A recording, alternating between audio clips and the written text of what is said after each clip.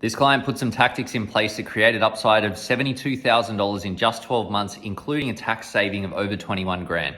She was 34 on an income of $210,000, saving at a solid clip of 1,000, just over asset position, 640 grand. When she came to us, the big frustration was that she recognized she was on a good wicket in her current job, but she was under a fair bit of pressure in that role and couldn't see a way where she could achieve the things that she wanted to do financially, but without having to force to work for that bigger paycheck. She also felt like her dream home was just going to be out of reach. She'd pretty good with numbers and had done some calculations and looked at the mortgage payments, and it just wasn't stacking up. After going through the advice process, she decided to purchase an investment property instead of her own home at a value of $1.3 million. Now, her thinking on this was that it was more comfortable from a cash flow perspective, easier for her to afford, plus it allowed her to live in the home that she wanted, but give her the exposure to the property market, and in the future, potentially look to either sell that investment property and then buy her dream home once she built up more savings and investments so that she could do that without taking on a massive mortgage,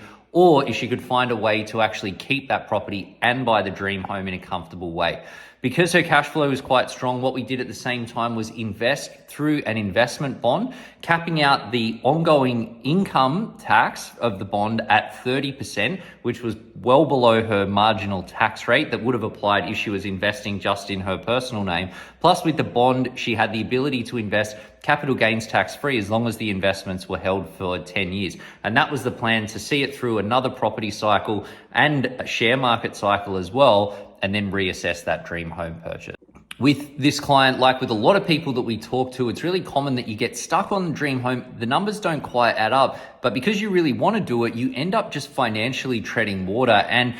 while we got her on a good path, she had been sitting on her hands for about 18 months that she could have been on that path a lot sooner and been in an even stronger position today.